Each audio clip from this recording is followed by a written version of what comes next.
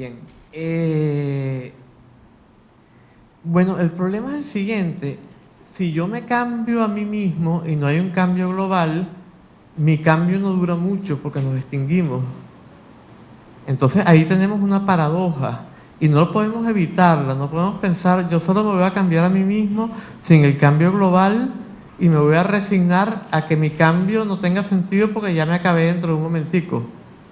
Entonces ahí hay una paradoja, o sea, si yo aspiro al cambio mío, por ejemplo en el Mahayana se habla del ideal del Bodhisattva, yo no aspiro solamente a mi liberación, sino a la liberación de todos los seres. Yo tengo que tener el bodhicitta, yo no puedo tener solamente la aspiración egoísta a salvarme yo y après-moi le déluge, ¿no? Que se le atribuye a Madame de Pompadour, se le atribuye a Henry, a Henry XIV, bueno, etcétera, ¿no?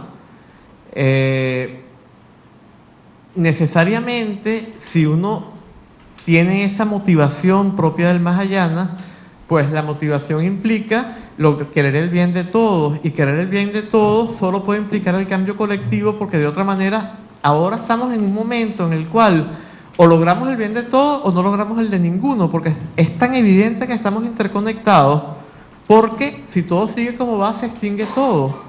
Entonces, ¿cómo podemos tener el ideal del Bodhisattva y lograr la liberación que depende de ese ideal del Bodhisattva sin aspirar a que haya una transformación en el todo? Ahí hay otra paradoja también. Si hay una paradoja en la que tú observaste y comentaste ahorita, hay otra paradoja también en esa posición.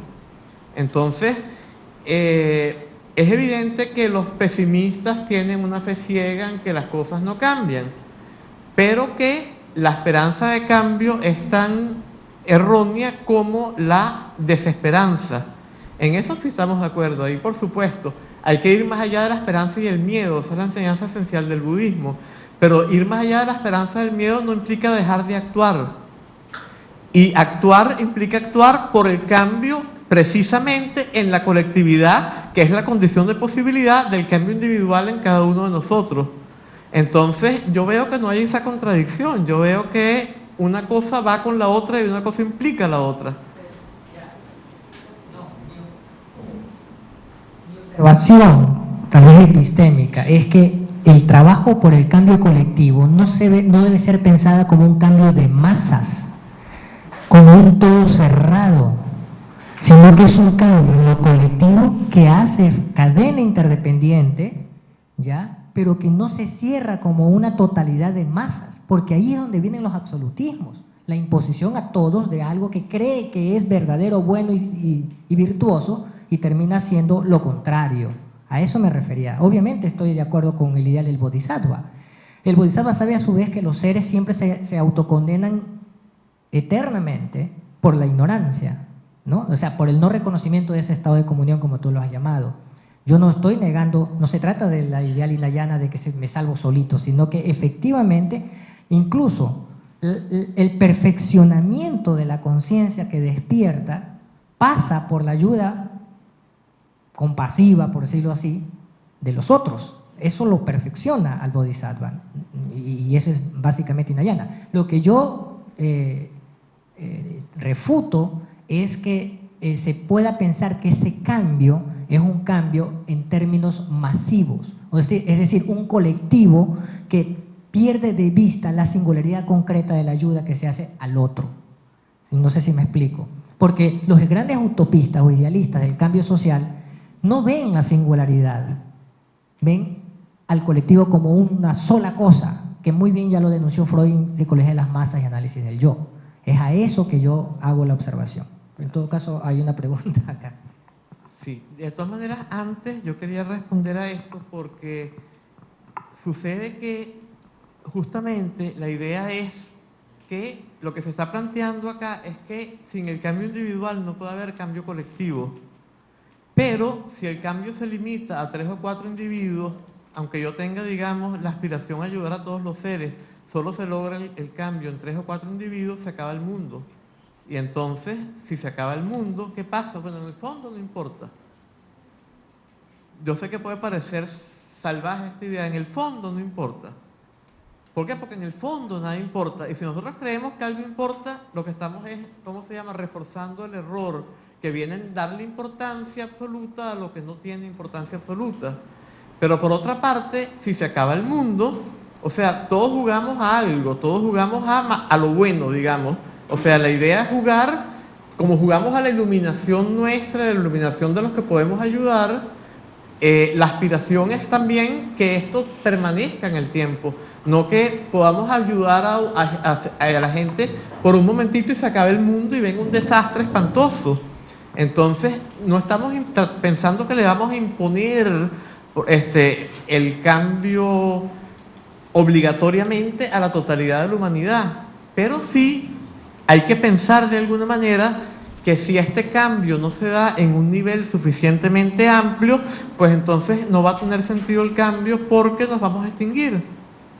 Por lo tanto, la aspiración es que este cambio sea contagioso, un poco en el estilo de las ratas, a lo que nos referimos, lo de la rata de Indonesia.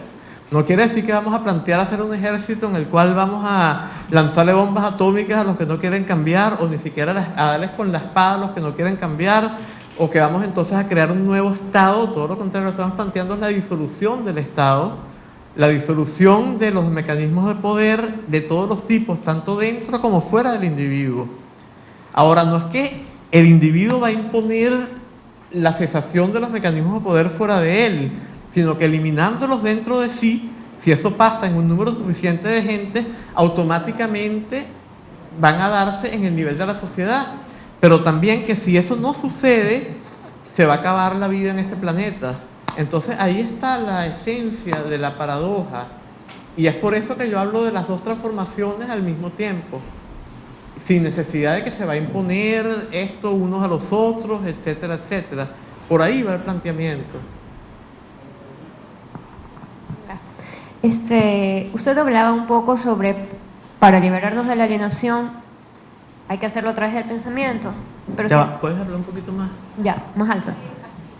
Para liberarnos de la alienación, hay que hacerlo a través del pensamiento, pero el pensamiento está estructurado en el lenguaje y tenemos que evitar estar condicionados por el lenguaje.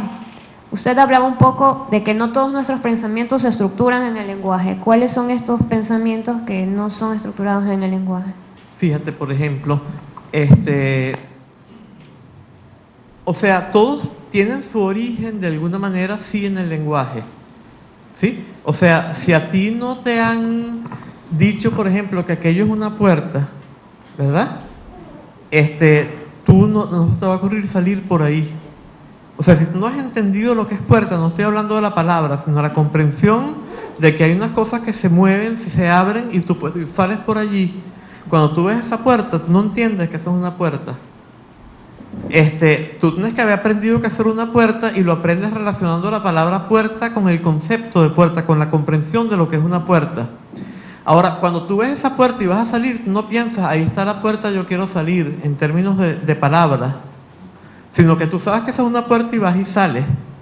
Entonces, de la misma manera, cuando yo te veo a ti bien, te miro con una mirada de que te admiro, o te miro con una mirada de que repruebo de ti, tú sientes algo automáticamente, tú no piensas, ay, me está reprobando y qué desagradable y qué malo es, sino que tú sientes algo que no está expresado en términos de palabras. Ahora, evidentemente, para que eso pueda darse, tú tuviste que haber aprendido a través de las palabras. Es un poco a eso a lo que me estoy refiriendo. Entonces, son dos tipos de pensamientos, en el fondo. En el budismo se habla de tres tipos de pensamientos.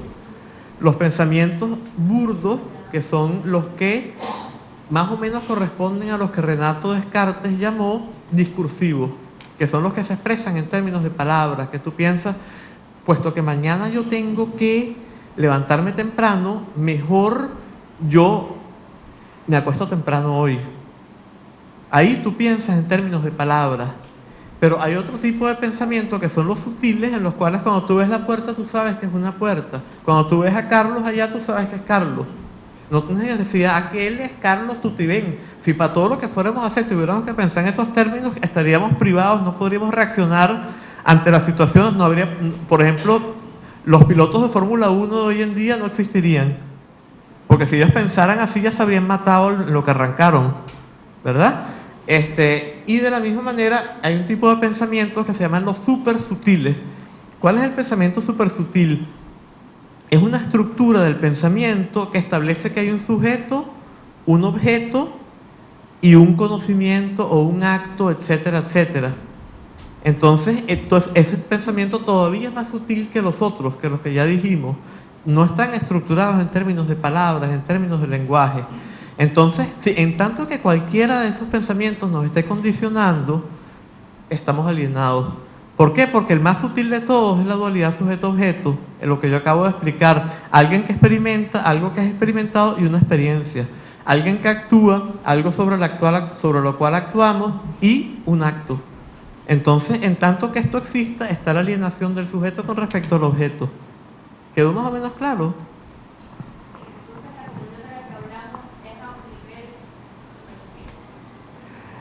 No, la comunión de la que hablamos implica que los tres niveles de pensamiento se liberan por sí solos, ¿verdad?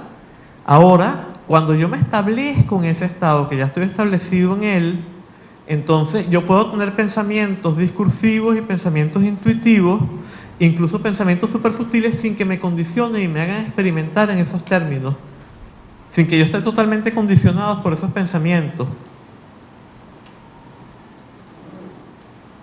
Esa más o menos viene siendo la idea. No es muy fácil ni de expresar ni de entender. Y nadie tiene por qué aceptar que eso es posible.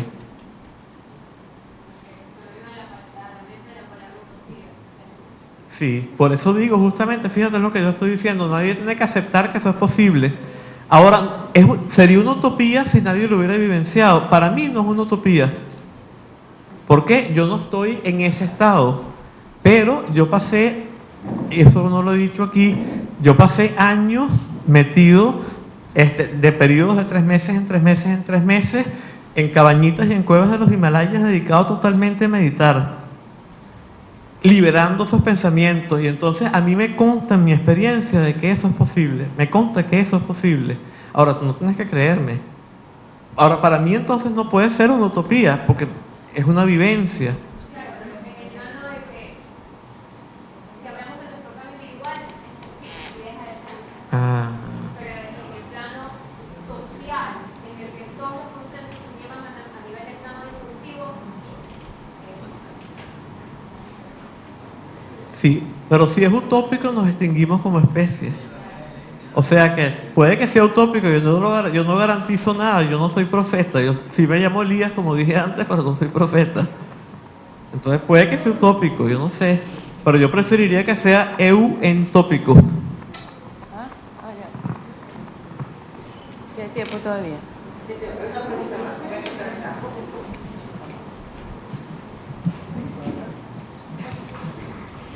Elías, no sé ni siquiera cómo, he escrito una página y media tratando de formular la pregunta y todavía no sé exactamente qué. Mira, yo me quedé pensando en este ejemplo que pones del huevo, del pollo y la gallina, ¿verdad? Que están en el huevo y necesitan romper al mismo tiempo los dos. ¿Cuál sería ese punto de equilibrio para encontrar cuando una sociedad llegaba a ese punto en el que debe empezar el pollo a romper esto? ¿Quién empieza? Entonces ahí pensé, esto es como el huevo y la gallina, pues ahí está.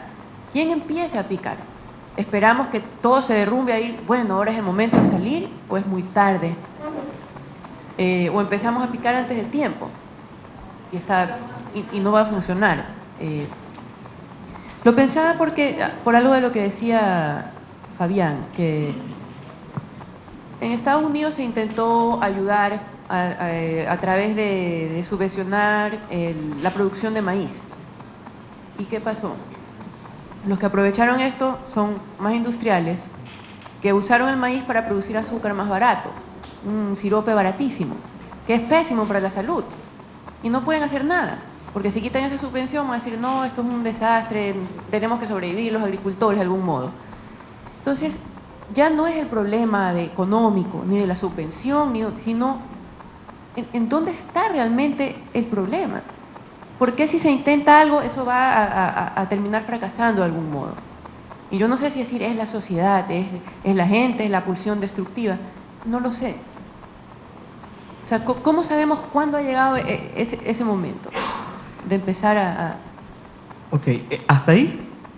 Sí, porque sí. Ok, mira, yo digo que solamente alguien que tuviera una mente como la que el cristianismo le atribuye a Dios podría responder esa pregunta.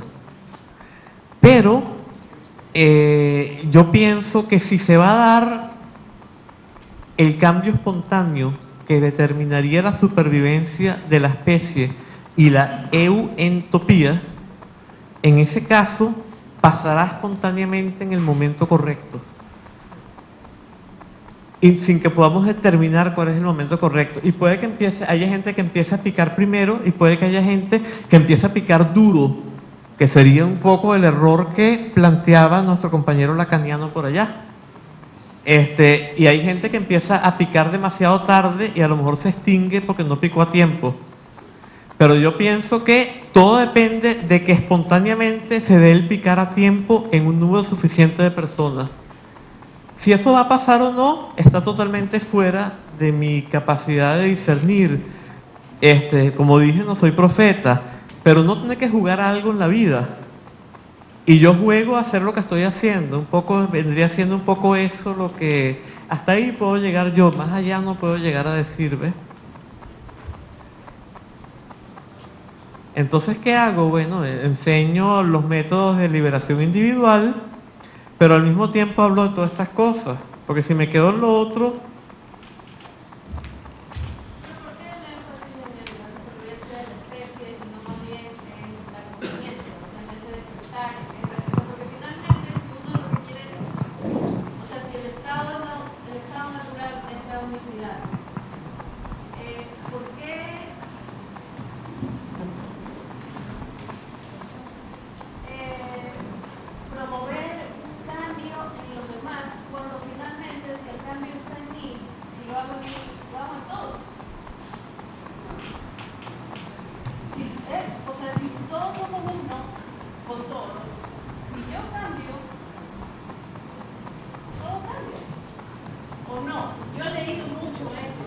Mira, fíjate tú que ha habido, por ejemplo, hay un dicho de un maestro zen que se llama Juan Po, quien dijo, hazlo por ti mismo, hazlo por ti mismo.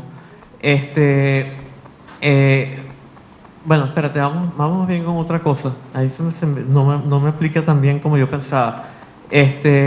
Ha habido mucha gente, supuestamente, si creemos que eso es así, ha habido muchos Budas a través de la existencia de la humanidad. Y sin embargo, en el momento que ha habido un Buda, ha seguido habiendo la mayor parte de la gente que está en el error. Entonces, el hecho de que aparezca un Buda no implica que automáticamente todos los demás se van a liberar del error. Y si la mayor parte de la gente no se libera del error, la humanidad se extingue.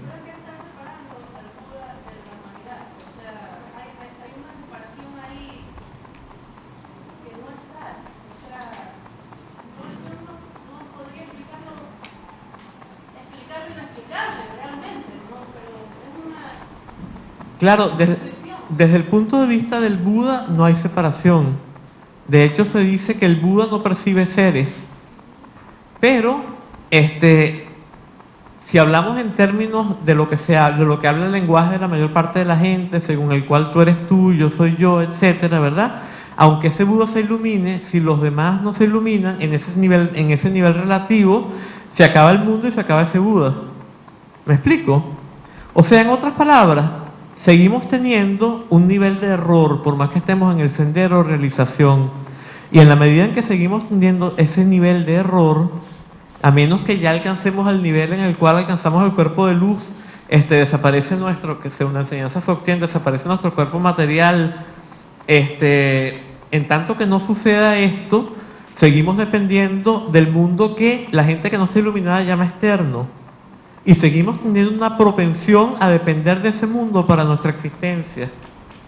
Y en tanto que eso sigue sucediendo, pues, si el cambio no se hace colectivo, pues se acaba todo. ¿Me explico? Es un nivel en el cual ya es muy difícil hablar. Pero ¿Entendiste? O sea, ¿logré explicar un poquito lo que quiero decir o te parece que no?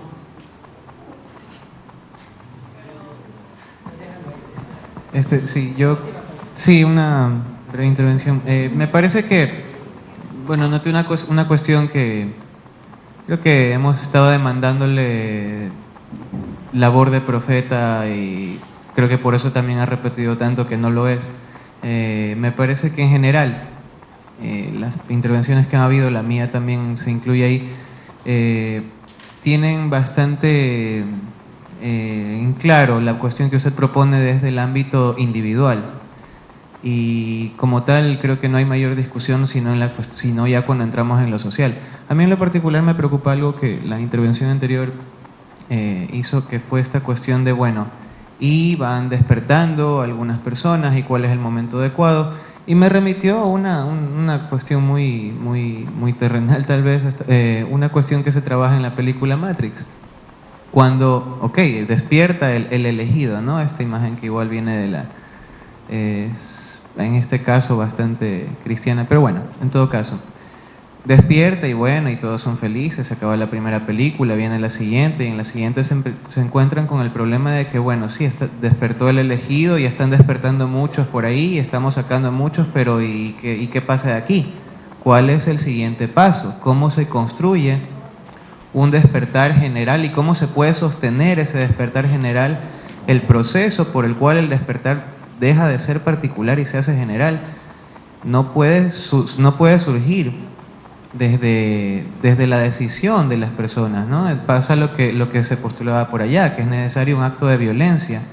Yo pienso que el acto de violencia puede no suceder siquiera directamente desde el ser humano, desde los seres humanos, sino que el acto de violencia puede ser también esgrimido por la naturaleza propiamente. Es decir, lo que usted plantea como esto del fin del mundo, más bien a mí me parece, pienso yo, que la esperanza más factible no es pensar que podemos cambiar para evitar el fin del mundo, sino que ese fin del mundo sobrevivan unos cuantos para que no sea el fin del mundo, y entonces poder implantar lo que usted está proponiendo, que como digo nos parece maravilloso, pero en realidad es una diferencia en la cuestión de la fe, porque a la larga es una cuestión de fe, tanto lo que yo estoy diciendo como lo que usted está planteando, ¿no?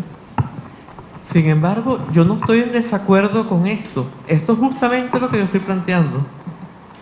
Porque recordemos que yo dije que una buena parte de lo que yo creía que una buena parte de la humanidad iba a desaparecer. Entonces estamos hablando justamente de lo mismo, pienso yo.